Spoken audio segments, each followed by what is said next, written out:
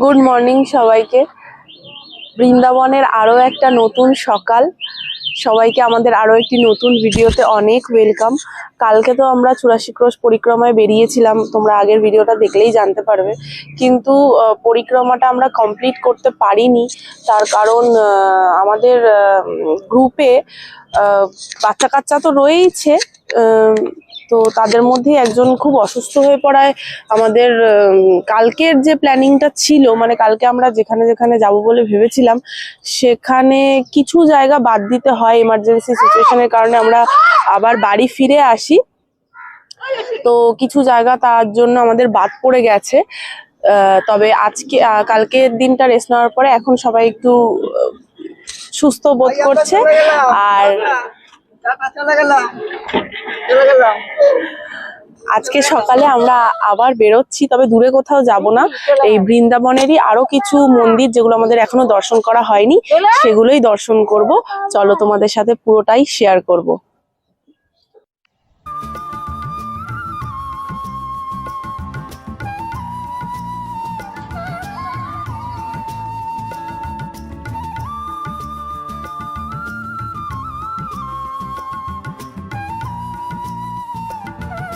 এখন আমরা আছি বাঁকে বিহারী মন্দিরে। ভেতরে কতটা দেখাতে পারবো জানি না, তবু চলো চেষ্টা করবো তোমাদের সাথে শেয়ার করার। এখানে প্রচুর ভিড়, প্রচন্ড ভিড় হয়ে আছে, প্রচুর লোকজন।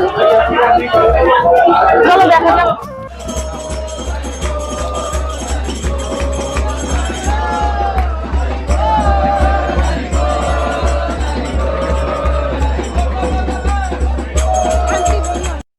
মোটামুটি 2 থেকে আড়াই ঘন্টা লাইনে দাঁড়ানোর পর অবশেষে আমরা মন্দিরে ঢুকতে পেরেছি আর এনার দর্শন পেয়েছি, যার এক মুহূর্তের দর্শনের জন্য ভক্তরা অধীর আগ্রহে থাকে। এরপর আমরা চলে এসেছি বৃন্দাবনের আরও একটি প্রাচীনতম মন্দির দর্শনের জন্য। মনে আছে আগের একটি ভিডিওতে তোমাদেরকে বলেছিলাম যে বৃন্দাবনের 3টি মন্দির সর্বপ্রাচীন।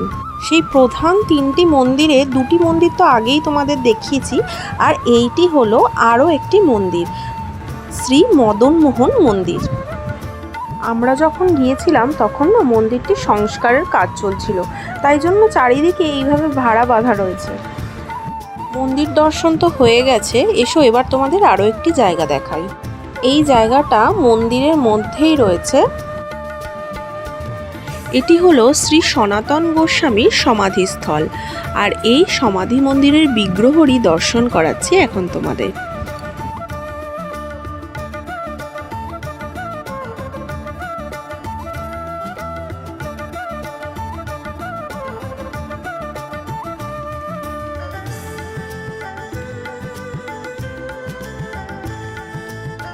এসো এবার এই মন্দিরটি তোমাদের ঘুরিয়ে দেখাই।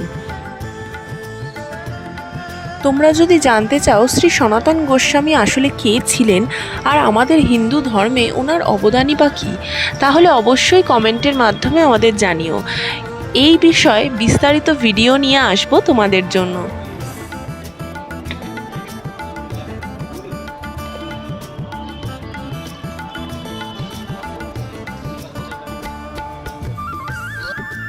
মন্দির তো দর্শন করা হলো, এবার আমরা এসছি যমুনা দর্শন করতে, মানে যমুনার ঘাটে এসছি।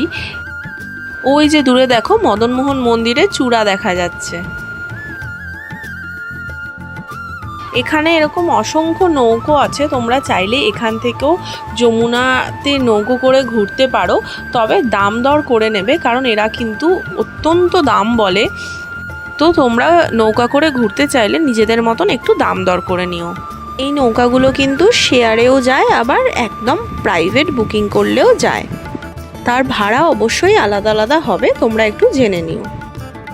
এখানের ওয়েদারটা না ভীষণ অদ্ভুত, বেলা বাড়ার সাথে সাথে রোদের তেজও দ্বিগুণভাবে বাড়তে থাকে।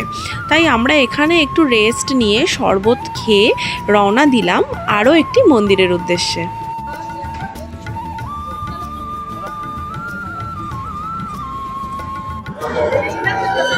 তোমরা কি জানো বৃন্দাবনে কোনোদিন তেঁতুল পাকে না?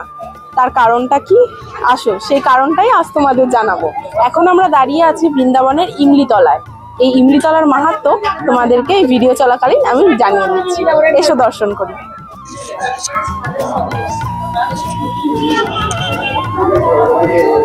এই হলো সেই তেঁতুল গাছ, যেই গাছের পাকা তেঁতুলে রাধারানীর পা পিছলেছিল। আর এইখানেই আছে সেই গাছের অরিজিনাল গুড়িটা।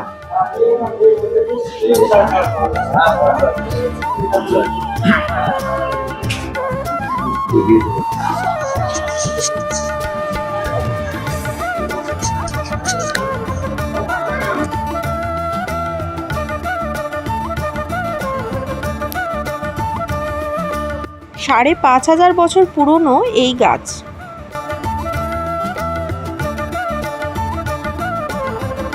এই যে গাছের গুড়িটা, এটা হলো আসল গুড়ি, এটা সংরক্ষিত রয়েছে, তবে বাকি গাছটা কিন্তু এখন আর নেই।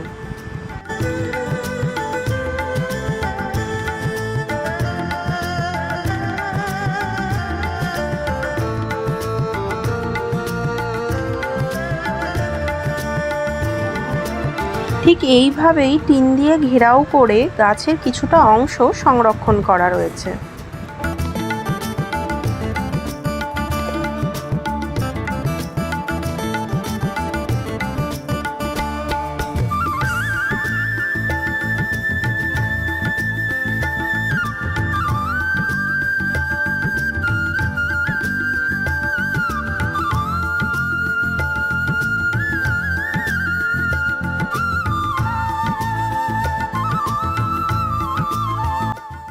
এটা হলো ইমলিতলা। এই ইমলিতলার ঠিক বাইরেই যমুনার যে ঘাট, সেটা হলো চির ঘাট।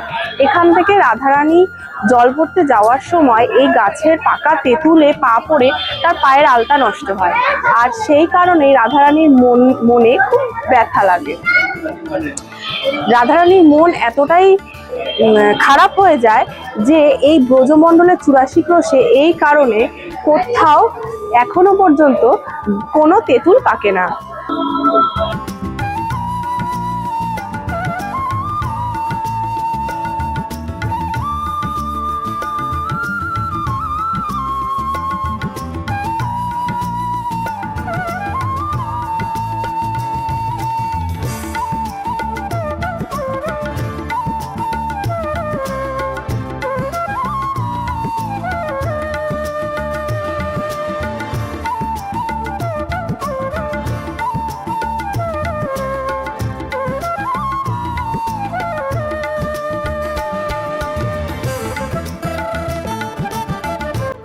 যমুনার এই বিশেষ ঘাটটিতে প্রতিদিন সন্ধেবেলা যমুনা আরতির আয়োজন করা হয়।